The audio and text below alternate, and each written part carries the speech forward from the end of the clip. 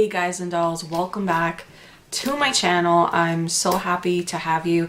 I see that I've got new subscribers, so I hope you guys are excited because this is going to be a video on some of my dreams from my very first book of shadows. I haven't done too many of these, but I know you guys have weird dreams. I know everyone does. And I don't know about you, but I like listening to people's dreams and just, I don't know, trying to kind of depict what they mean or kind of break them apart. Any comments that you have, please feel free to leave them below. These are just dreams. These are not my I cannot find my celebrity stories. I've had so many dreams with celebrities. As soon as I find the really good ones, I'll be reading those to you too. These are just weird goofball dreams that I've had, and I just want to share them with you in case you too are having these weird ass dreams. So don't think that you are the only one. So if you really want to know what these dreams are about, or you really are interested in hearing some of my dreams that I have filled in this, my first book of shadows, please keep watching. Of course, like, comment, subscribe, and don't forget to hit my notification bell so that you know when I am posting. Okay, so let's start with the first story. Lord, I'm gonna start with the goofier one, and I name all my dreams. This is called Spider Girl. Here we go. This dream begins in New York at the top of a project I used to live in. I'm sliding down a long shaft of some kind. My feet don't really reach the sides of the shaft, but my spider sticking power lets me slide. I reach the bottom where I see a series of cages going all directions and very high. The cells are holding other superheroes captive. I'm besides myself. An old man, very wise and kind, approaches me. I ask him, why am I here? He tells me to free all of my friends. And I ask him, how? I can't possibly. He looks at me like I've lost my mind and says, of course you can. You're Spider Girl. Duh. He hands me a handful of pennies and tells me, I know you can do it. I know. Go. Everyone is waiting for you. As I walk away, I hear all my superhero friends cheering, yay, go get him, free us. Now, supposedly, before I go a little bit further, there is some creature that I'm going to fight. So that's why I didn't free my friends, because I was like, why even free your friends? But let me continue. Okay, so they're cheering, go, get him, free us. When I get outside, I'm greeted by a huge parade full of people, more people cheering and shouting supportive things. I'm escorted onto a float, which brings me to a train station like the one in New York. I walk up the stairs.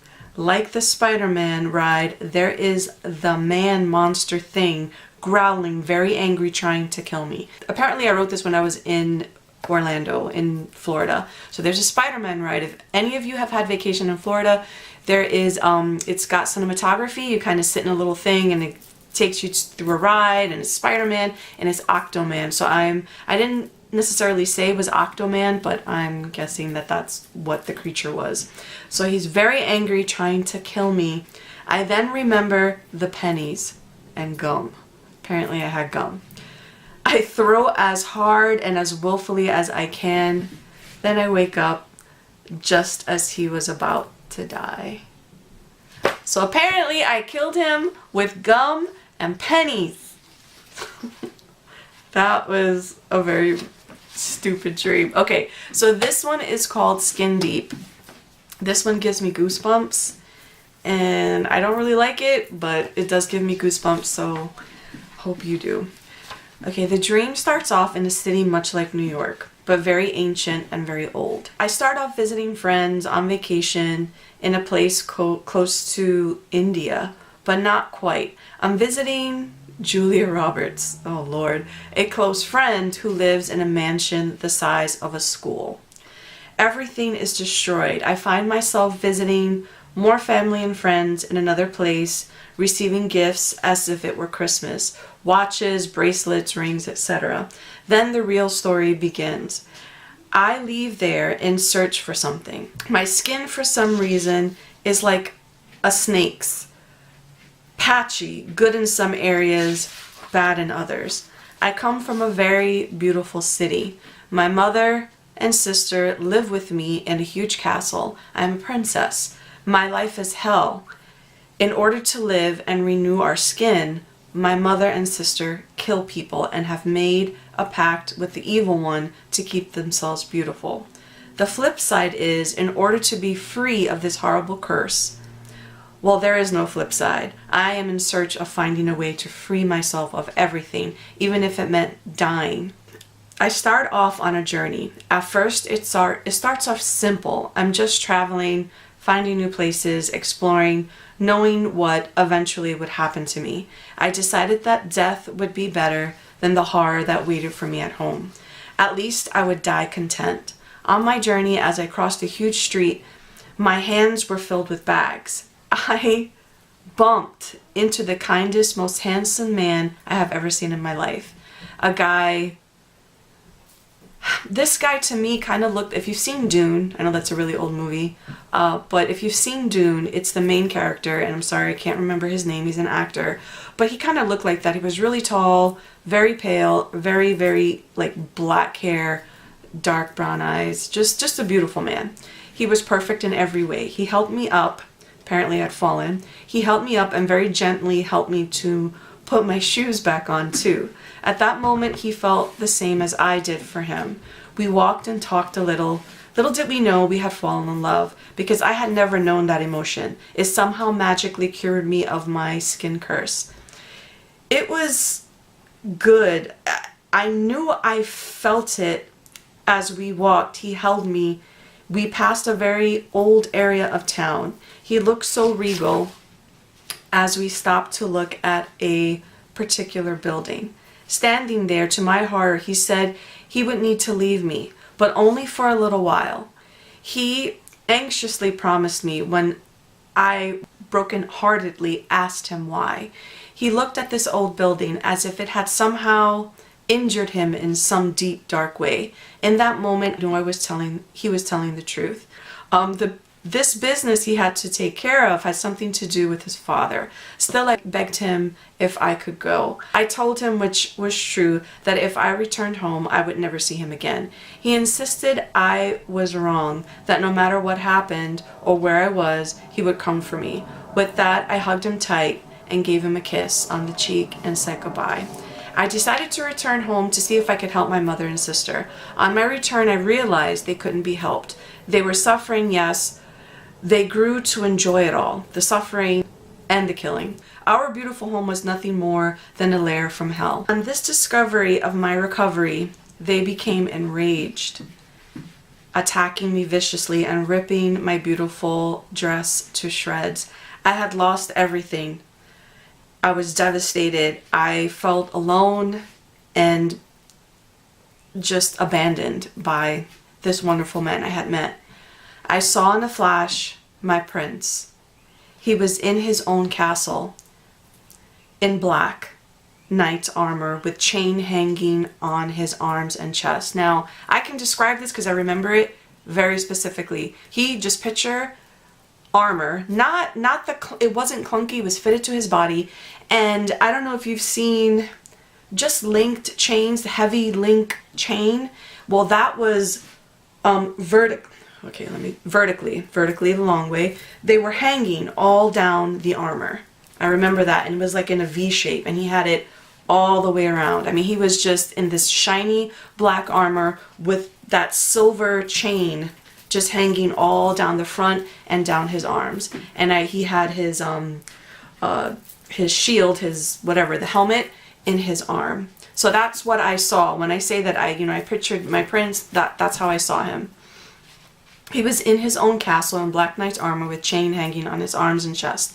He was preparing an army of ghouls for me. So apparently we had a psychic connection. This is all in my dream. I can't believe it. We did have a psychic connection. He knew exactly what was going on. He knew I was being attacked. He felt my fear, my stress, and abandonment because he wasn't there. I just felt abandoned. And he was coming. So whoever he was, because this is what gets me. I don't know who he was. He was dark. He was good, but he was dark. And in this castle, he had ghouls. I can't even explain it, but the ghouls didn't look like evil, like you would expect a ghoul to look. They were just dare I say it, like ugly fairies, because you know, for everything, human, not human, you've got your more aesthetically pleasing and those that are not aesthetically pleasing but are still good. So to me, that's how I viewed his ghouls. Okay, so I woke up right then, but it was wonderful to know my prince had kept his promise. And just to add, in this vision, I watched him as he walked along the path leading up to his throne. So basically, before I woke up from this dream, I saw him in all his armor.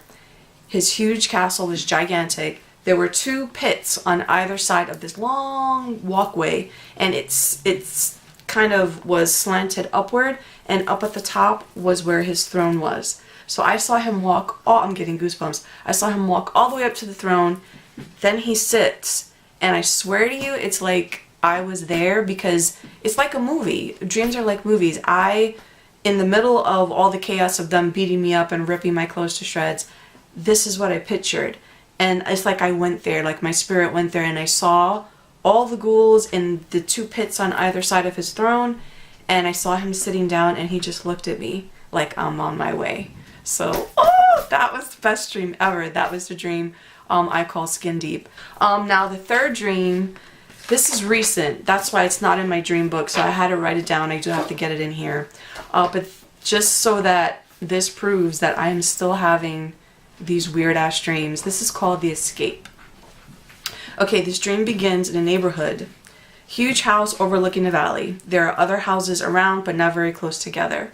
Each house is on a good size of land. I live there with my brother, sisters, and family. Since I don't really recognize anyone, the couple who has 3 children, teenager girl, preteen girl about 10 or 11, a small boy 5 to 6 years old.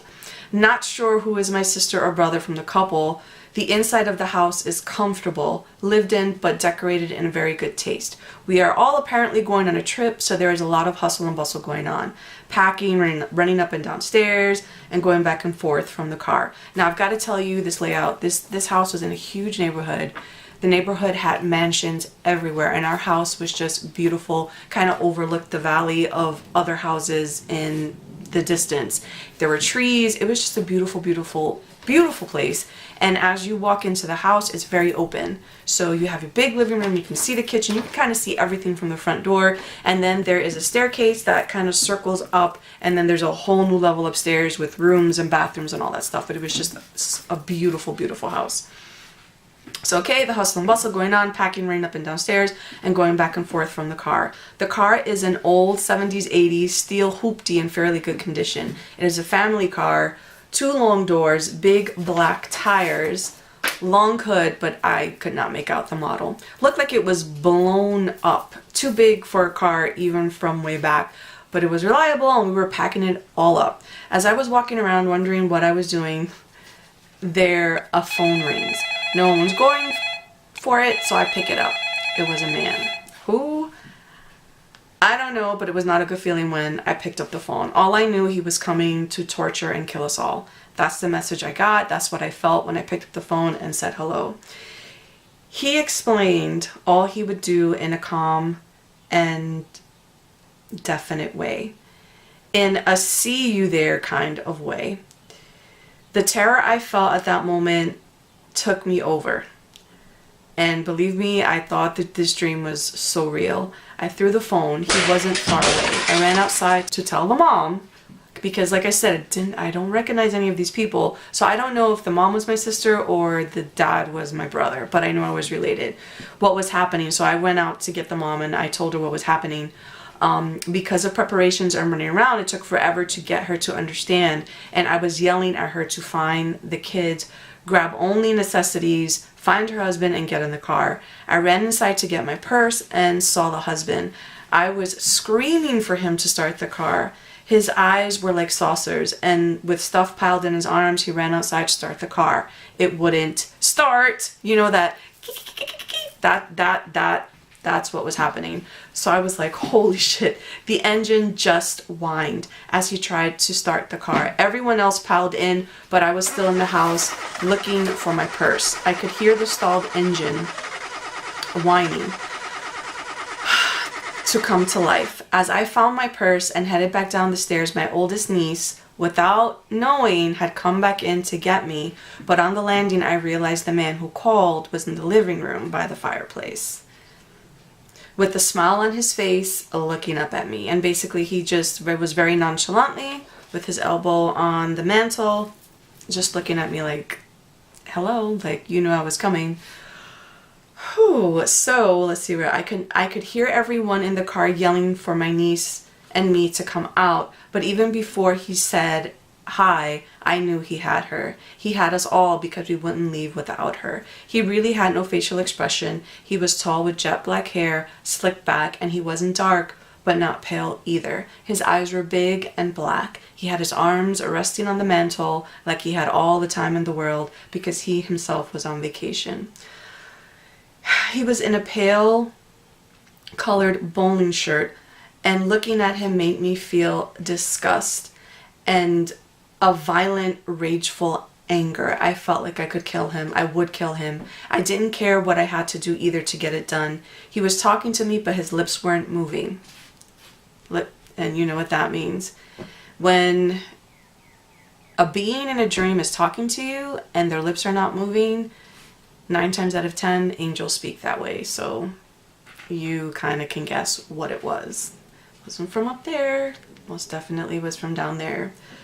So I only realized after what he was, only angels speak that way. He was telling me what he would do to my niece, and I saw her like in a vision. I got a vision in the dream, and I saw her in a really, really dark place. She was crouched down, she was tied up, and she was screaming and crying for me, for her father, for her mother, and for her brother.